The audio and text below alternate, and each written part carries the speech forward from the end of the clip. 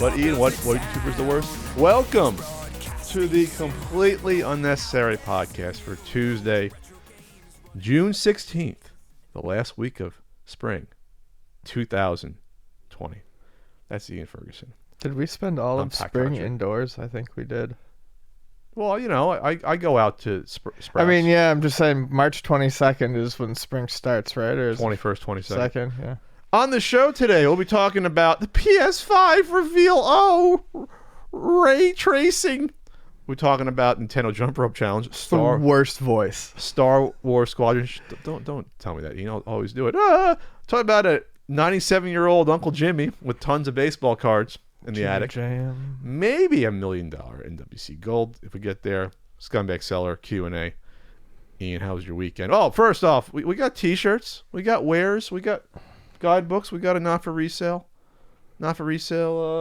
documentary on ultimatenintendo.com, and the CU podcast enamel pin. We're edging up to 50% of the stock on. We're getting closer, Ian, on the pins.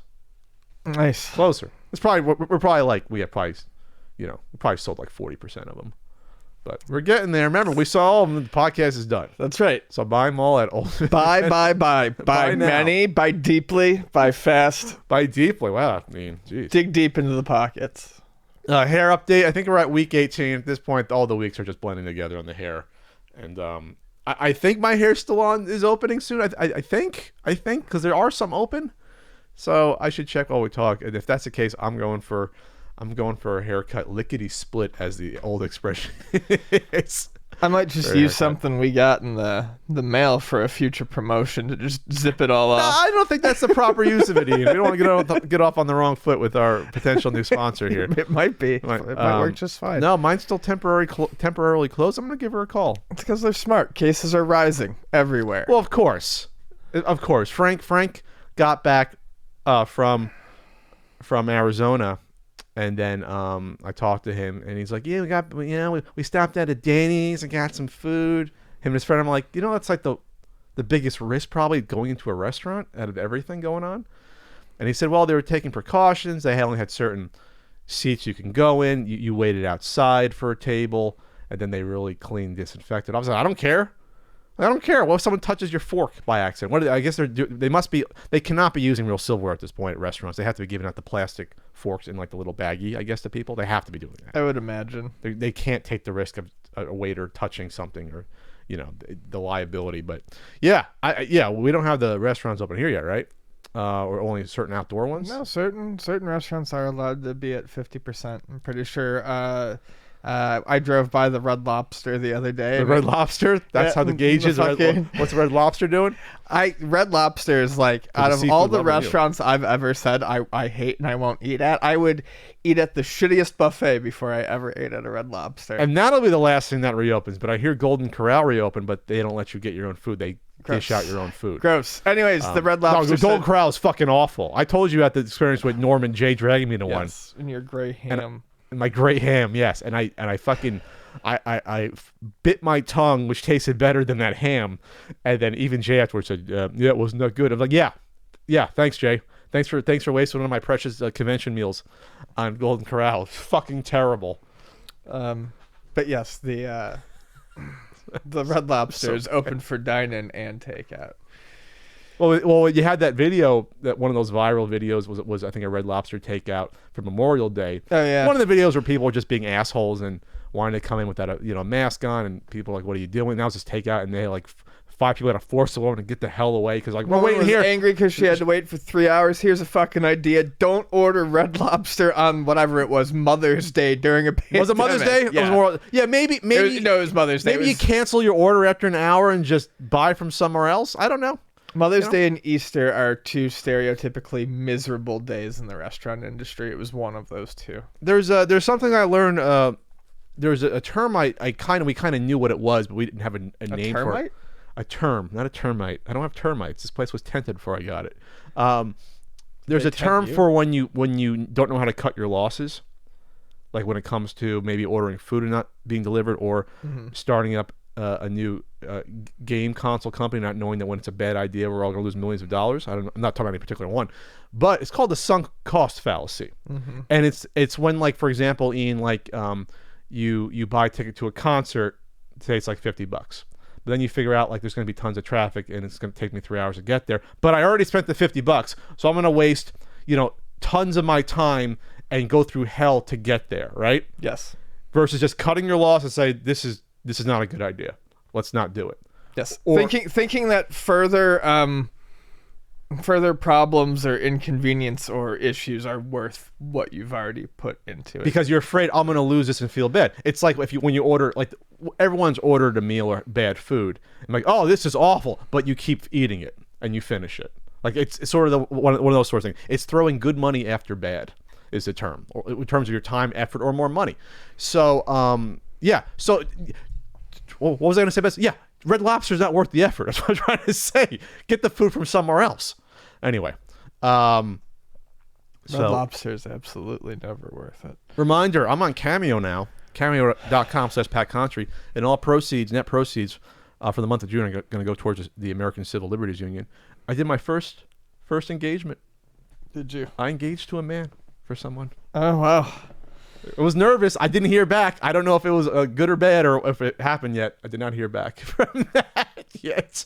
I redid that one about 5 times to make sure it was like, all right, this is going to be remembered forever, potentially, good or bad. So let's make sure I nail it. Honestly, and I don't want anyone to take this the wrong way, whether it was good or bad, I'm fairly certain someone having someone else propose to them for them would be memorable. Like, yeah, I guess. Yeah. I don't think that's going to be forgotten. You're not saying it's good or bad. It's just, it's memorable. Well, if you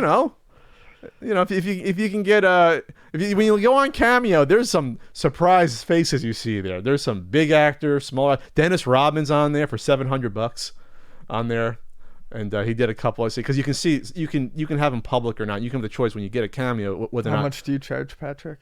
I don't want to say. People complain. It's $25.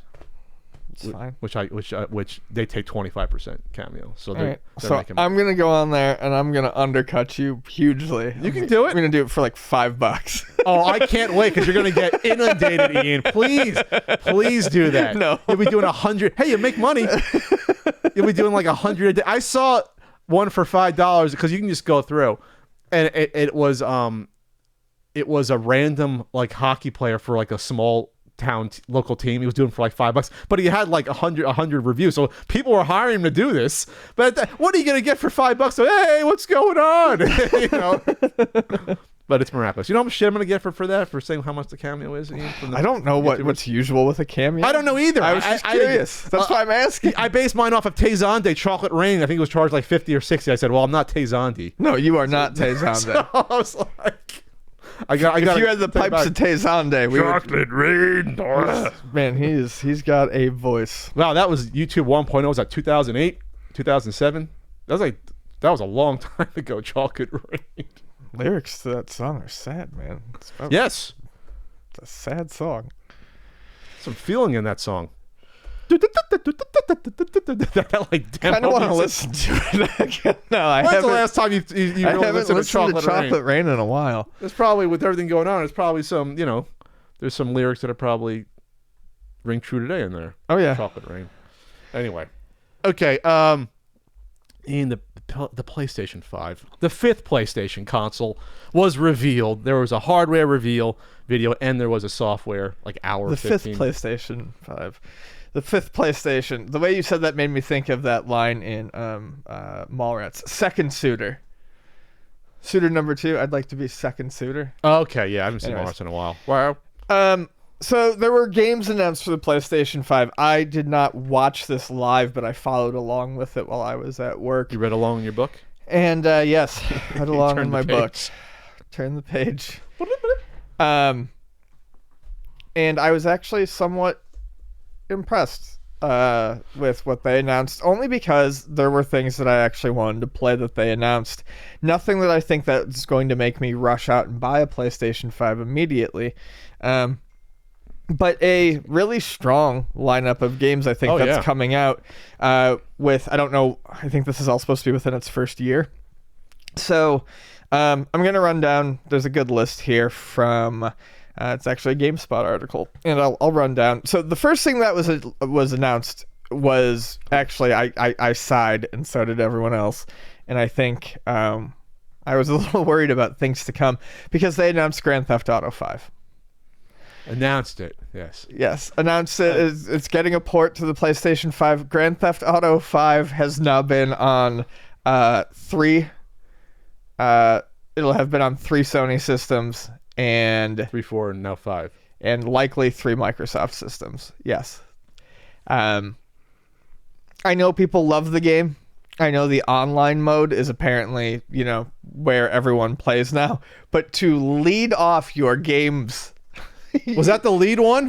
From what I understand, that was the lead, yes. I didn't put a video down. I gotta put the video down.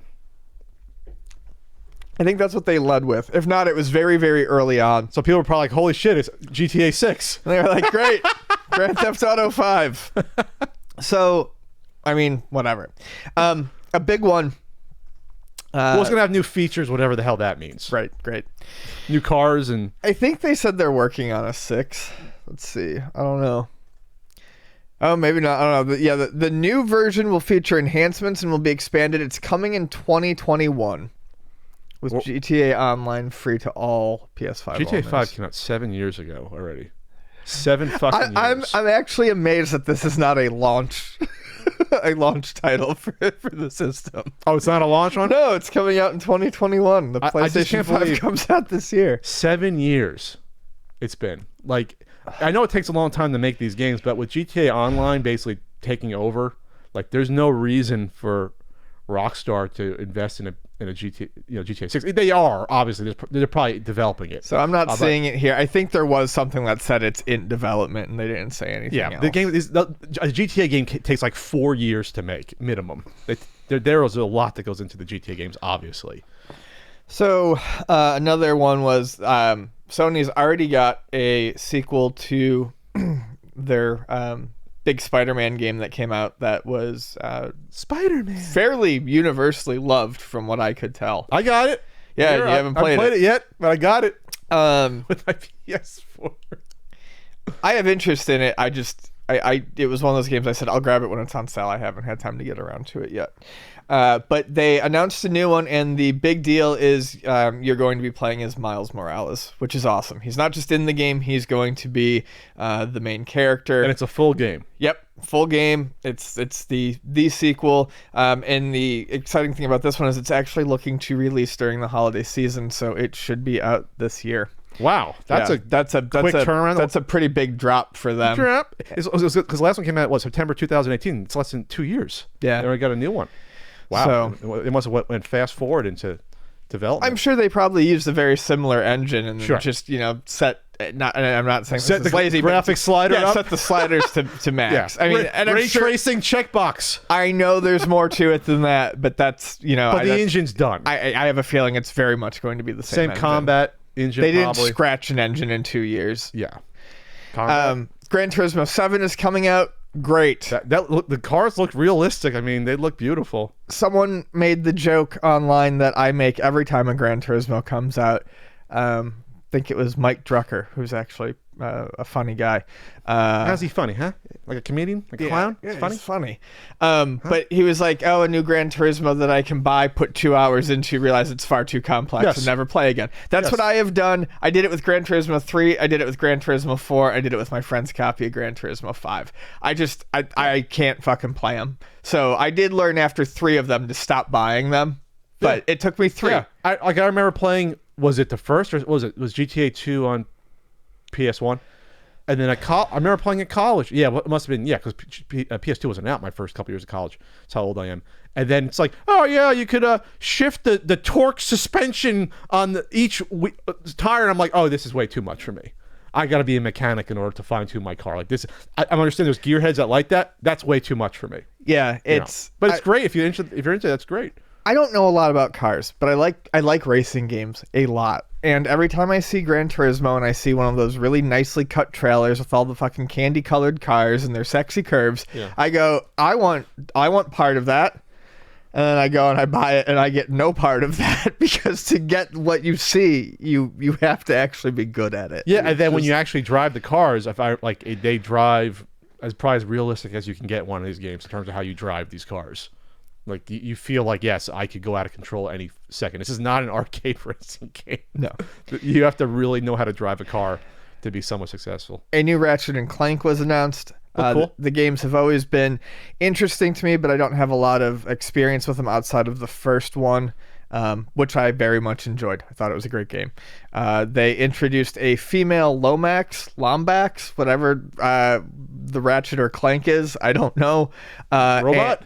No, it's the ferret-looking guy? Cat thing, yeah. Okay. And apparently, at least according to my Twitter timeline, and it might tell you a thing or two about the type of people I follow, but everyone's in love with it, and apparently there's a lot of porn of it already. Okay, that's good. So within like 3 days. That's where we're at. Yeah, that's great. I want to see fuzzy genitals. That's great. Project Athia, Square Enix, Luminous Productions. I don't know. Werewolf-like creatures. I think I skipped that one. I skipped over some of these. Oh, that was the one that had like no gameplay. It's like great. I don't like. Show me gameplay in these trailers. Stray. Ow. Annapurna Interactive revealed a robot-focused game called Stray, set in a world where humans have died off. Wow, how original. Cats, however, are still in abundance, and the robots appeared. Wait a minute, is this cats running around? That sounds great. So I think I missed that one. So I can't believe you missed it. That's the best. That one looks great. So basically, I remember seeing like 3 years ago I don't know if it was Annapurna themselves or if it was like one of the actual early developers of this, but they released like a proof of concept of it that showed this cat with a backpack sneaking around all these little cute robots. Okay. And I remember like 3 weeks ago laying in bed being like, I wonder whatever happened to that cute cat game in the future with the robots, and they showed it, and I'm actually excited to check out and play. I don't know what kind of game it will be, but I will play whatever the experience is. Oh, there's a link for each one right there that goes into it. Yep. Okay. Stray brings cyberpunk robots and cats to PS5. That's adorable. And of course, there's a 15-second GameSpot ad that runs embedded in their player. Great. Okay. Oddworld looked amazing to me. Sure. Just how it was like you're watching like a movie. Mm-hmm. And I know you say that before, but it looked incredible. That's where I was like, wow, they're really the art design makes sense for a game like that to use, updated graphics and the ray tracing. So it looked really nice. Okay, here's the cat game I'm looking right now.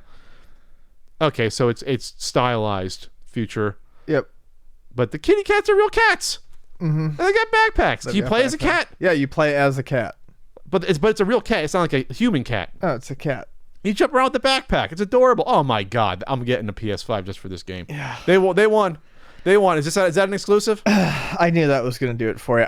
We don't know yet. Because not all of these are exclusive. We have to say that. No, not nearly all of these are exclusive. Obviously, a game like Gran Turismo or Spider-Man will be.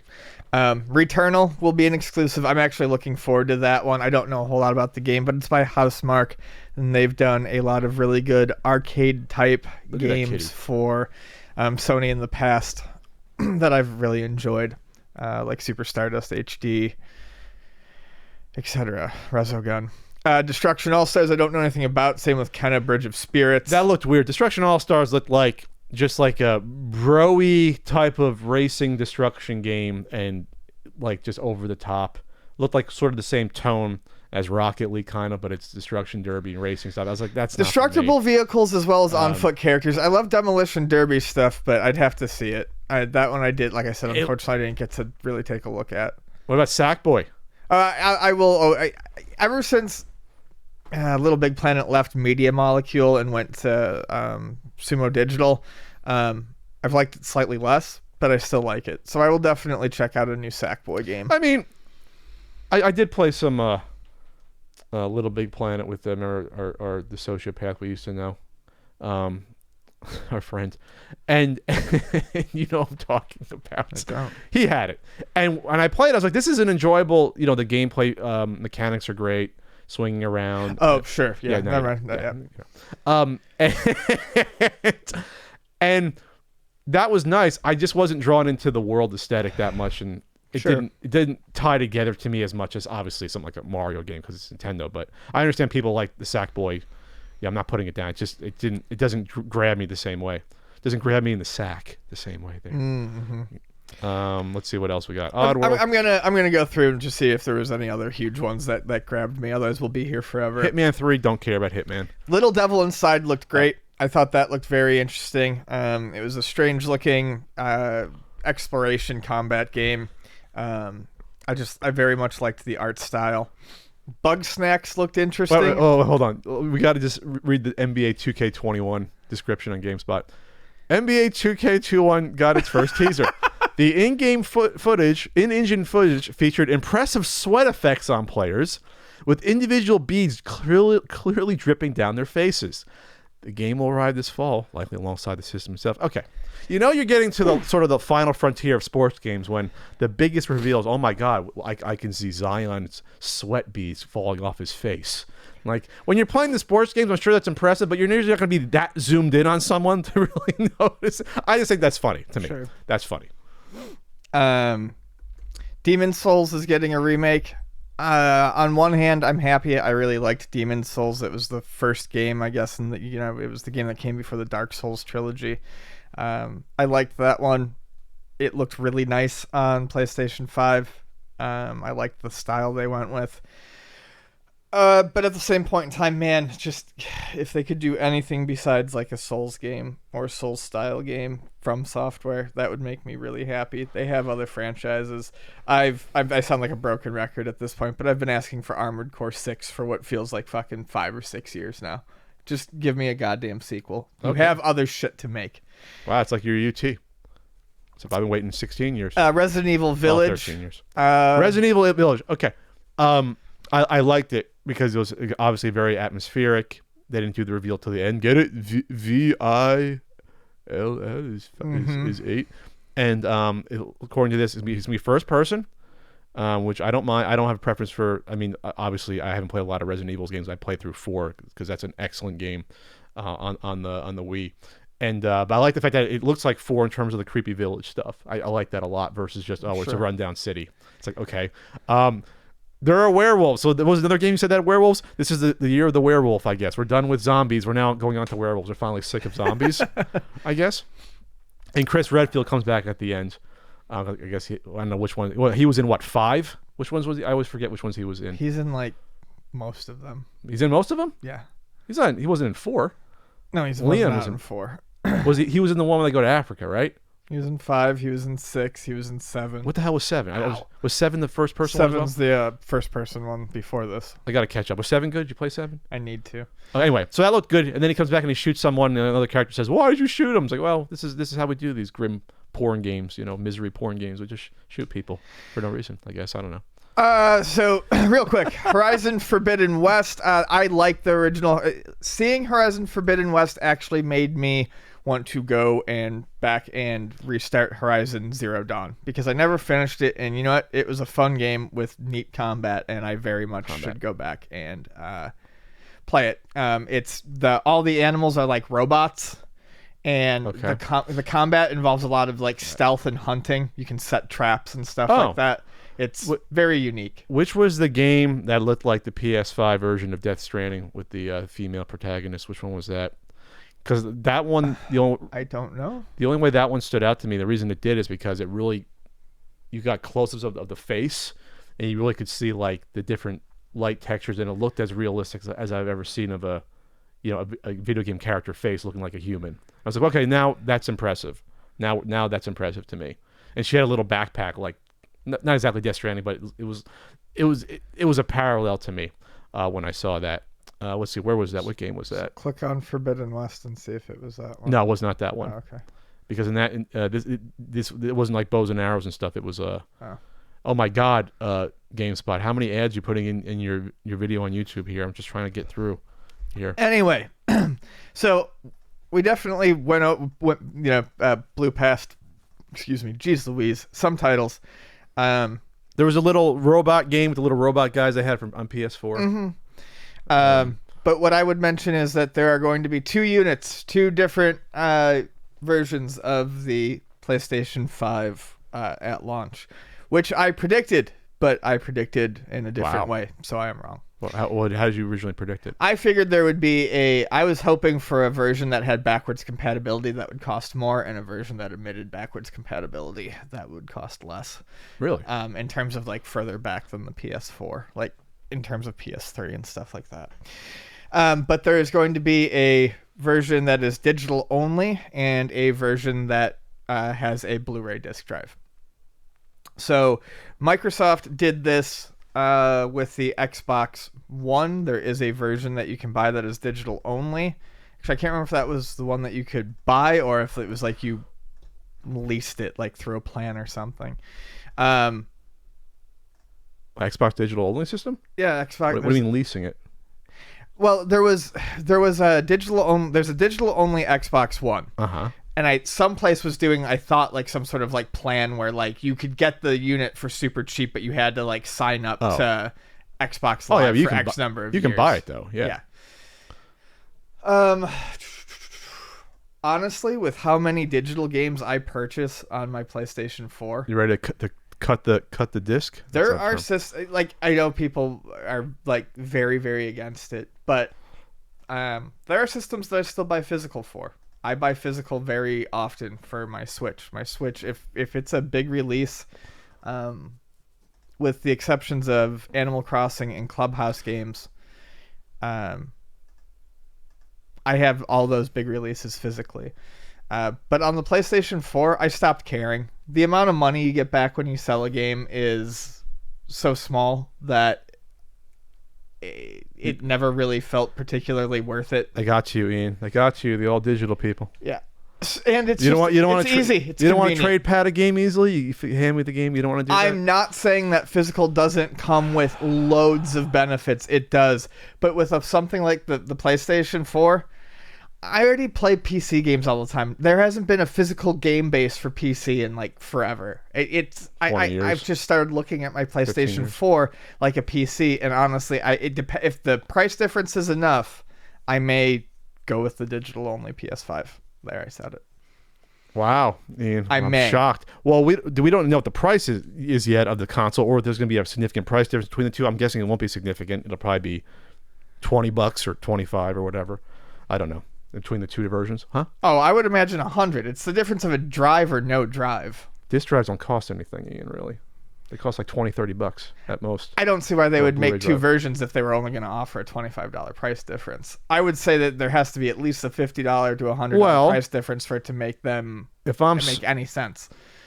Sense to even create it, because they're making more money on digital sales than physical through their store. Obviously, Sony's making a lot more money on any of their games that are being sold in their digital store. So you're right.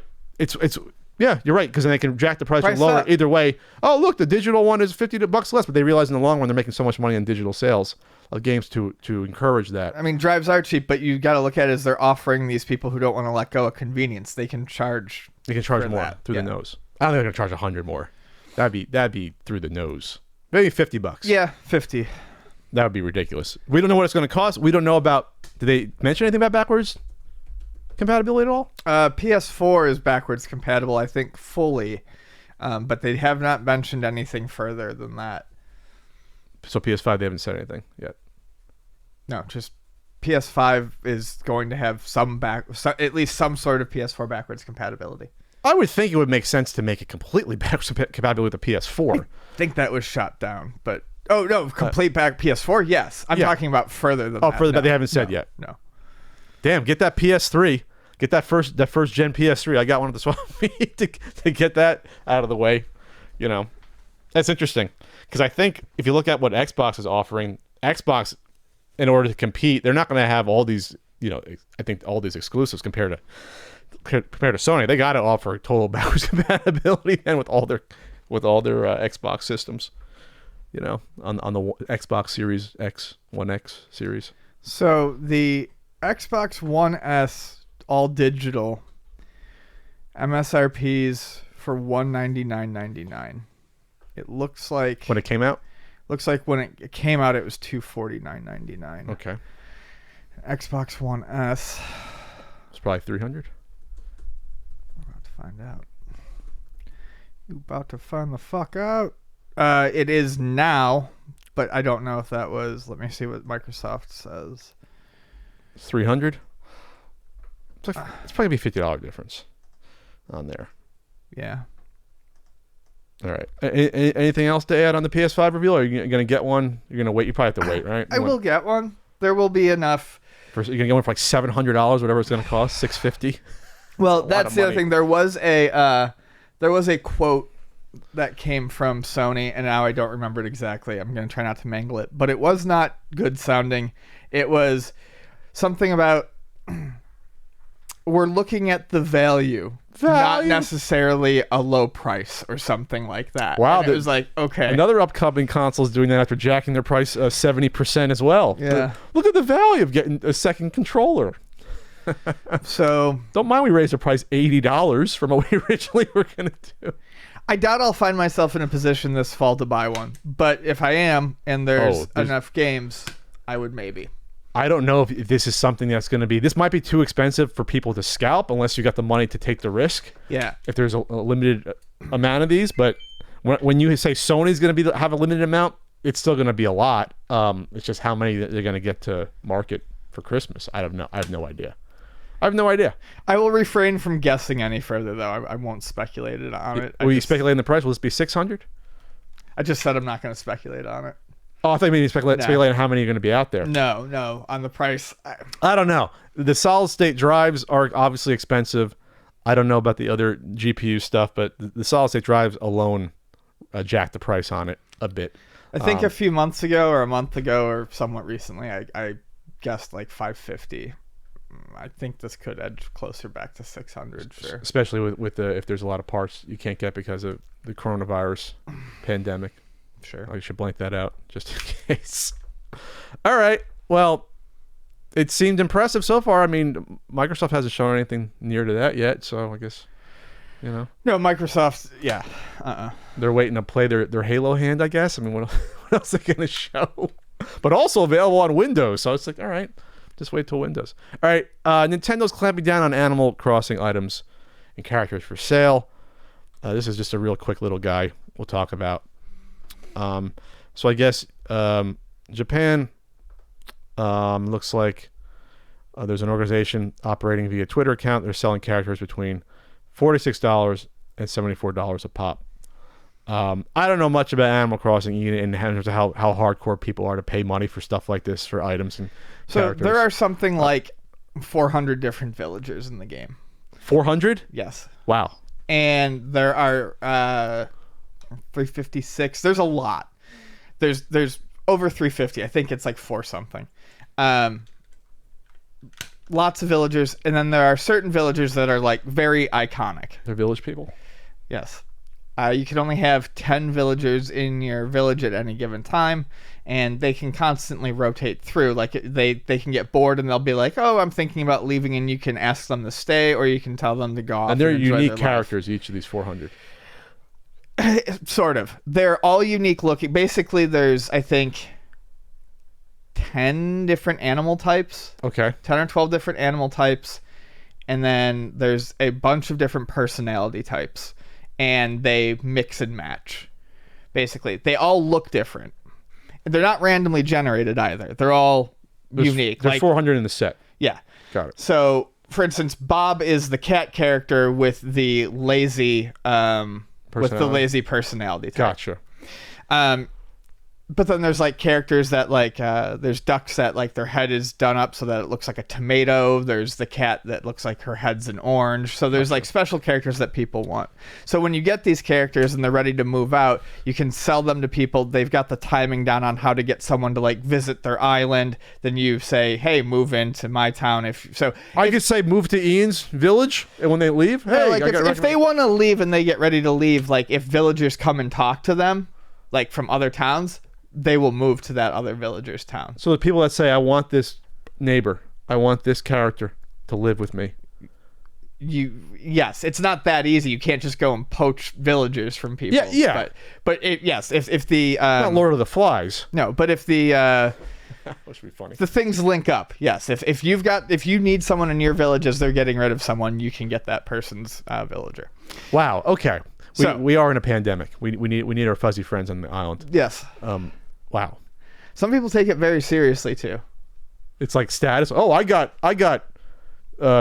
Jerry the raccoon in my village. Like one of Well, those. there's like I'm very happy to have Bob. Bob's one of my favorite characters. It's the name's just Bob. His name's Bob. They're all first names. He's a dumbass. 400 first names. Is there a Patrick? I'm sure there is. Oh, nice. There's a meringue. Meringue is like a rhinoceros, but her head's made out of a slice of cake. It's a pie. Okay. Yeah, and her, it's great. So, anyways, yeah, people get real hardcore about it, and they sell the characters. They also sell the amiibo cards online, which we've talked about on here before, I think, because you can use the amiibo cards for a character to get them to move into your village via the campsite. And then, of course, there's people who sell items, like the rare items that are in the game. Nintendo's been cracking down on people finding ways to duplicate the items in game. So how would I purchase this from you, or I have to find you and trade with you? Yeah, Pay you real money. And there's a lot of trust going on here. I was gonna say there's a lot of trust. This going isn't like on the here. CS:GO skins where they actually build a fucking marketplace built in. This is like we have to barter in real life. Then go in the game I'm going trade. to give you the money. Okay, then I'm going to give you my friend code. All right, now we're going to meet up. And then I'm going to go talk to your animal, and they're going to move to my. And village. hopefully it's not like a drug deal gone bad. You start beating up my Animal Crossing character with a stick or whatever. Right, you do show that? up and they just start hitting you with their fucking bug nuts. Can you do that? You can knock someone out with the bug net. You can whack people with bug nuts. Oh, okay. It'll piss off the animals too if you do it enough times. It's like the only way you can be violent in the game.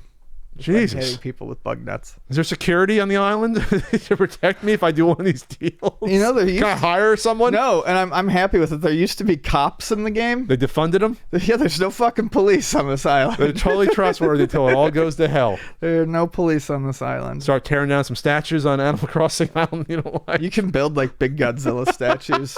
Can you? Yeah. Animal Crossing is great. I'm still playing it. Retromania Wrestling got a new trailer. Yeah. We've talked about them before. They sponsored the podcast sponsored a couple years ago. Us. So Retromania looks good. It's a spiritual successor to WrestleFest, which is a game that's one of the best wrestling games ever. It's not even spirit. Well, gameplay looks spiritual. They now officially are the official sequel to WrestleFest. They can say that. They got the rights. They got the rights to say that. They got the music. There's Mega Ran is doing the theme song. He's rapping. It's fantastic. And then it has the same. If you follow wrestling games or this has been in development for a couple of years. Very nice team. I always talk to them when I see them at PAX East or Too Many Games. Yeah, they seem great. And they got licensed wrestlers, Nick Aldis. They got Tommy Dreamer. I talked to Tommy Dreamer at Too Many Games last year. Nicest guy in the world. Very smart guy. Knows a lot about the business. They got Matt Cardona on here. They got the Road Warriors. Obviously, I think that was the first ones they got because the Road Warriors were the bosses of the original game. So Brian Myers, who was just let go by WWE, as well. Jeff Cobb, who's fantastic. So a lot of more independent guys that are with some guys with NWA. So, some indie guys. So I think it's cool that, for practical reasons, obviously the licensing is cheaper, but I think it's also great to just give these like small indie wrestlers the leg up. And, they're in a sweet game. One guy is back with the WWE, Johnny Retro, who's also Johnny Nitro or Johnny Mundo. He's Johnny. You know his name. He's back with WWE. They did this before that. And so it's a nice showcase. So it's upping the complexity of the original WrestleFest, because the original WrestleFest is you really can't select the moves. Each guy gets like 3 or 4 grapples, and that's it. And you get your submission move, and you get your running. It's a fun game, but it's a button slapper. Yes, there's some logic to it, but very little. This is making more like a move set. This is giving your wrestler actual move sets to select from, and probably getting it closer to like a Fire Pro with button mashing. I would say that's basically how it's operating. So I'm guessing each guy has like 16 moves. I'm guessing something like that. So more like a 16-bit era wrestling game, which is all you need for a game like this. There's gonna be weapons, different rings, environments.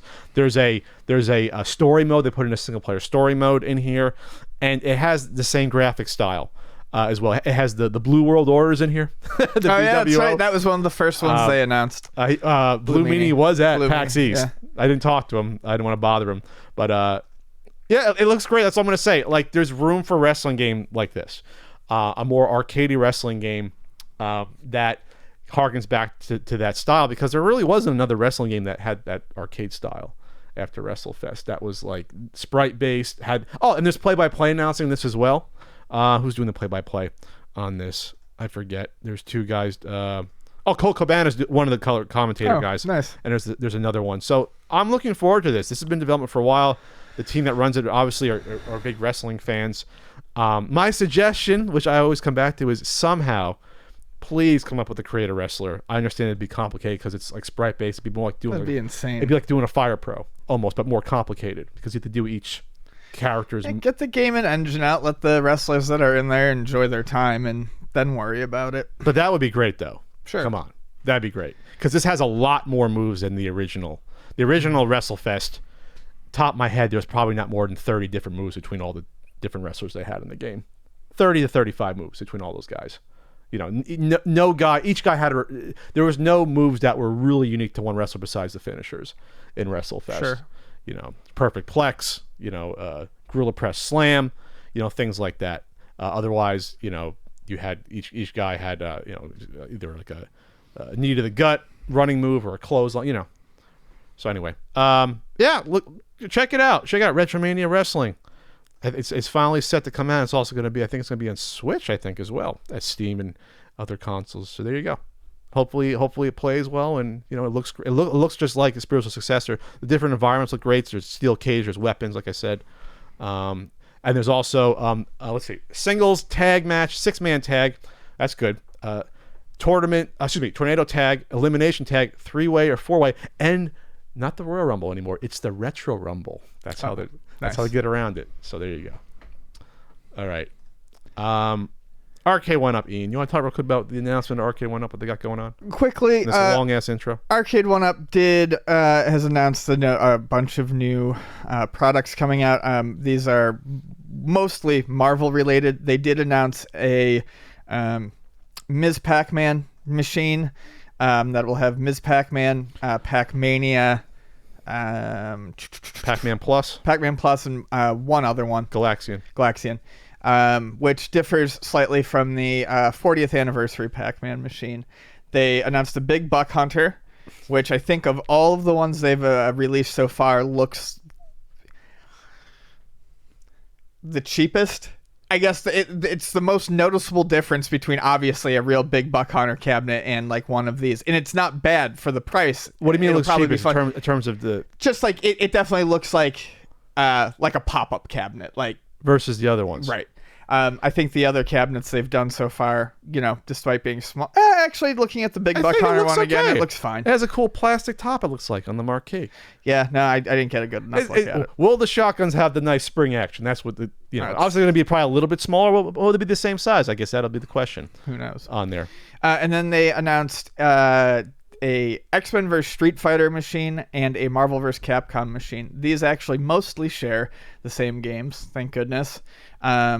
It's X-Men vs. Street Fighter, Marvel vs. Capcom, X-Men Children of the Atom, and then each one gets a slightly different game. And this is weird.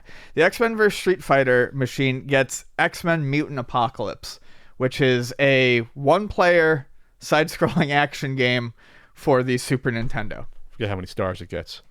And War of the Gems uses that exact same engine. That's what the Marvel vs. Capcom cabinet is going to get. It's going to get War of the Gems. These are nice looking games, and I understand why they're including them, because this is where Capcom kind of got the sprites from. This is where like the verse style design came from. Gotcha. But they're okay games. They're not like. But they're not arcade games. No, they're not arcade games. So why put them on? I guess just to have a different product. And then why do 2 versions of the cabinet? Because we can. No one's gonna buy unless you're like a guy that I guess who has all 30 Arcade1Up cabinets in your own personal arcade. People are probably doing that because I would if I had the room to do that. There's no reason to get both of these. I mean, because they're not outstanding games. They're not. They're fine. They're okay. Yeah, they're fine, but they're not great. They look nice more than anything. They don't play particularly well. And then they announced one of the mini pinball machines, which I still want to get my hands on in terms of just testing. This was the Marvel one. This is partnered up with Zen Studios again. Zen Studios released a ton of Marvel tables many years back. They've probably done some more recent ones too. There's a good handful of them that are fun. I've enjoyed those. So really it comes down to, like we said before, when they announced these mini pinball tables, how is it actually going to play? How's it feel? How's it feel? How's it bump and feel? Whatever else. Exactly. Is it physics? I wonder now that they put an X-Men Children of the Atom on there, beat 'em up. No, you mean Mutant Apocalypse. Oh, Children of the Atom is it's a one-on-one fighting game. Okay. The beat 'em up is just X-Men. Just X-Men. That's not on here. No. Okay. I was wondering if they could put that out with a 6-player, would that sell? They make a big ass wide one. Would people buy that? It'd be interesting. Different licensing though. Konami versus Capcom. Sure. But they're in bed with, obviously they can get the they can work and get the licenses work out. That'd be great. Well, yeah, I was just thinking, have they done anything with Konami? But they have actually, because they did the Frogger Time Pilot cabinet. They did. Yeah, so they do have they have some sort of ins there. Interesting. Anyway, what I would say about these Arcade1Ups is they always look interesting enough to me where I go, just maybe, and then I don't. I have a feeling like they would be very novel for a little while, and then the novelty would maybe wear off. You wouldn't be interested in the Star Wars arcade one? Like I said, the ones that I'd be most interested in would be the Star Wars arcade. It's $500. Because it uses unique controls, and I would have maybe been interested in like the NBA Jam because it has the online play. Yeah, I keep forgetting about the NBA Jam one. I really did contemplate the NBA Jam one, but I just don't have the space in that. As small as these are, I don't have the space. We can clean up that front room and do past little arcade. We can go halvesies on it. I'm not going to go halvesies with you. NBA Jam comes out in a week. Yeah. $400 for that. Yep. See, that one to me, once you get to $400, that's when it gets iffy for some of these. But I think that one with the online play might be worth it for that one. If the online play works well, and if they can find some way to add something to the online play, like stat tracking or something like that, I don't think they will, or at least the ability to set up a tournament, it would be pretty impressive. You mean a tournament with other people online? Yeah. How would that work, though? I don't know. They're already adding something in to make online feasible, so... I mean, yeah, well, a lot of emulators have online play already built in. That's basically what they're doing. I'm just saying some sort of matchmaking front end, but that's probably hoping for too much. I've honestly never really... I've seen these in person a little bit. I'd never really played these. I assume they're selling great because they're going strong. They get so many of these licenses. I assume they're selling great. I'm surprised there hasn't been another company to sort of come in and do something similar. I played the Street Fighter 2 one. It was fine. It's fine. Looks good. It feels. The controls are good. Yeah, we'll think about it. I'll clean that front room up after I sell some of my collection. That might be the little arcade room at Castle Country. Maybe I'll get the Star Wars arcade one is $500 with the little sit down bench add on to make it like a sit down version. Would you want the sit down or stand up for Star Wars arcade? Stand up. Just stand up and do it. Because it doesn't. It's not like there's a hood over your head like that one, so it's not quite the same. But I'm sure someone will build one though. They'll build like that. Oh yeah. One. Yeah, it's a good alternative because arcade games are prohibitively more expensive each year, and plus, if they break, you're screwed if you don't know anything about, real arcade mechs and monitors. You don't know what to do. You have to hire someone to come on out. So,